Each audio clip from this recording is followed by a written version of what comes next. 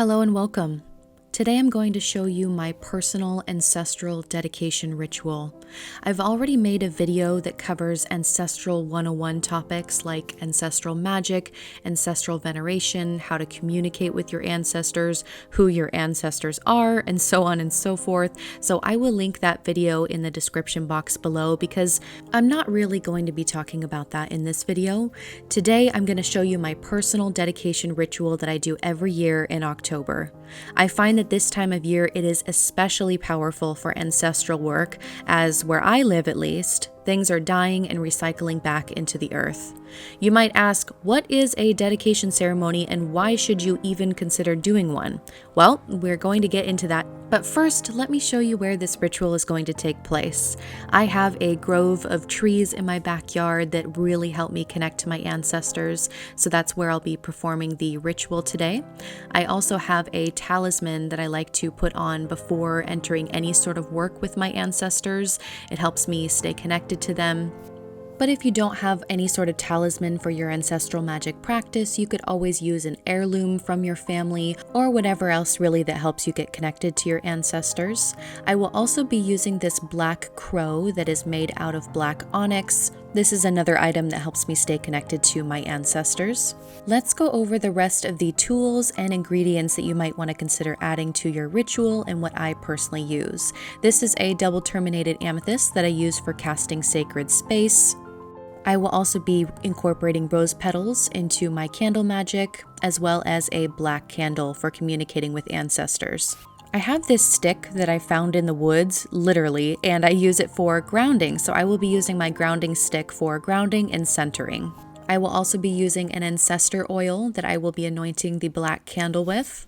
Offering cups, of course, to pour the dark moon water into. I have 4 cups here for 4 different ancestors, and this is my ceremonial teapot.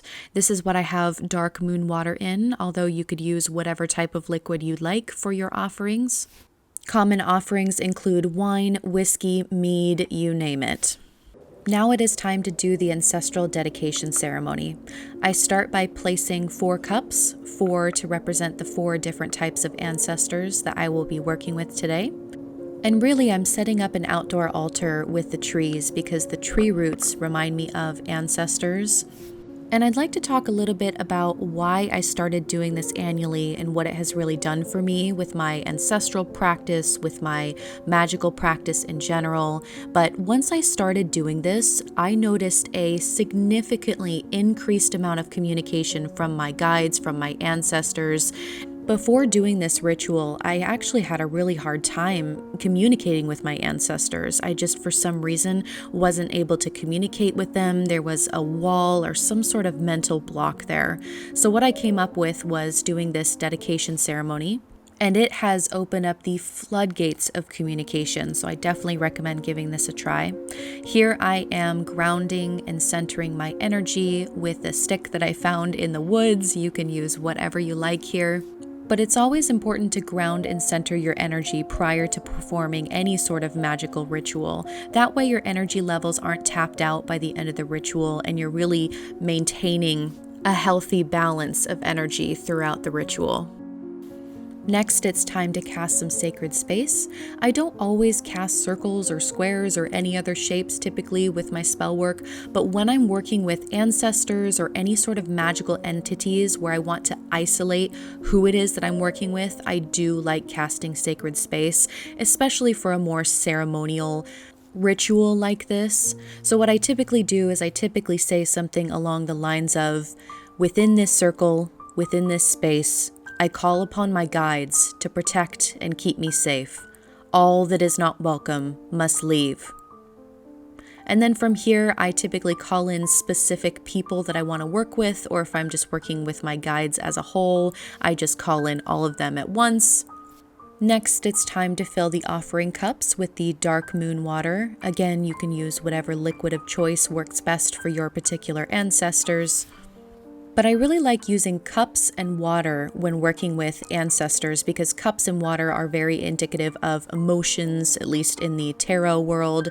I know a lot of people are very familiar with that if you are a tarot reader. Next, I'm going to apply some ancestor oil. I'm going to anoint myself first, and then I will anoint the candle afterwards. And this is just kind of where I am meditating, really focusing on my intention, getting into the zone, pushing myself into that alpha brainwave state. Sometimes I will visualize the tree of life or going to the tree of life. I visualize the roots that keep me connected to my ancestors. So whatever visuals come up in the moment, I'm pushing that into the candle and really charging this candle for the spell that's about to take place.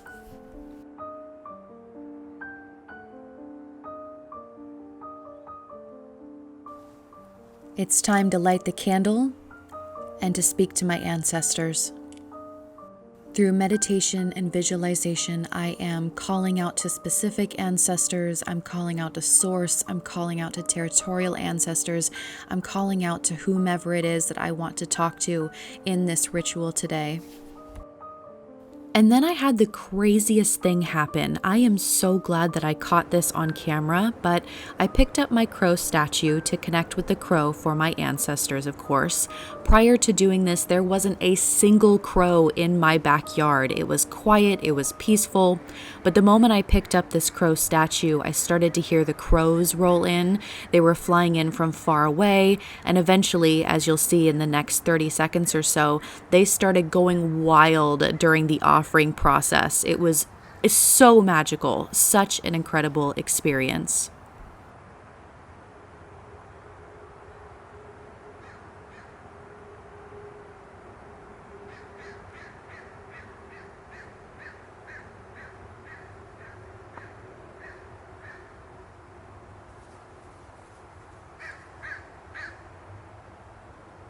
Territorial ancestors, I honor you.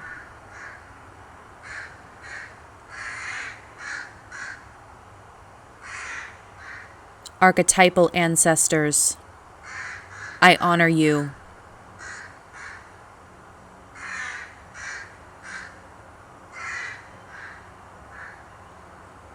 Biological ancestors, I honor you. Source, I honor you.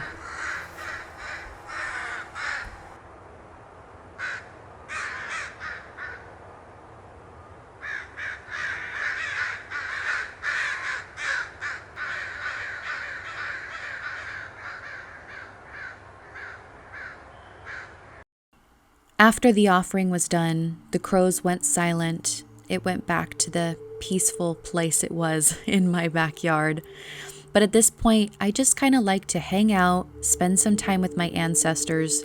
The entire point of this ancestor dedication ritual is not to ask for favors. I am not asking them for anything. If they wish to give me guidance and they want to give me messages during this time, I am absolutely open and receptive to those messages. But this isn't really about me asking them for stuff. This is more about me honoring them and dedicating myself to them. I've mentioned in some of my videos previously, but I really love allowing spirit to guide my hand when pulling tarot cards. So what I do is I visualize my ancestors stepping up from behind me and stepping into my body. And then I allow them to kind of guide my hand over the cards and choose whatever cards they would like me to choose. And here I am sitting and meditating with my cards, really contemplating on the messages that I received because they were some big messages. I was not really anticipating a reading like that, so thank you, ancestors, for that. I ended up getting the Hierophant first, and this is an excellent card to get when working with ancestors. I also got the Emperor, which was a really good sign for me personally. And then I got the dreaded Three of Swords, yikes, but it's okay because I know exactly what that card was about. I understand, ancestors. Thank you for that message.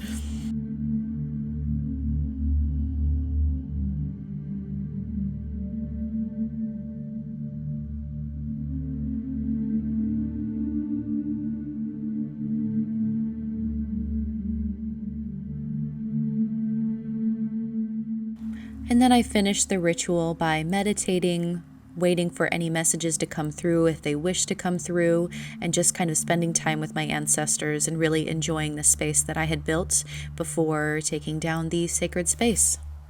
One thing I really love about this ritual is that it cleans up pretty easily. I use the dark moon water to water one of the trees in my backyard, again because the trees just remind me of that ancestral connection, and I think it's a great way to honor the land as well. So I take my dark moon water and water one of the trees in my grove, and the rest is pretty easy.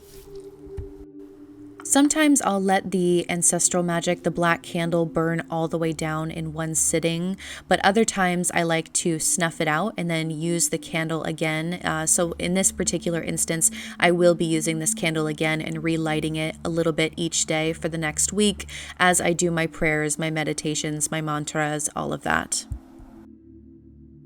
A quick thank you to my patrons. Thank you so much for your continued support. If anyone is interested in becoming a patron and being part of our private online community, I will leave the link below in the description box. Thank you so much for watching this video. I hope you all have a blessed day, a blessed season of the witch. I will see you in another video very soon.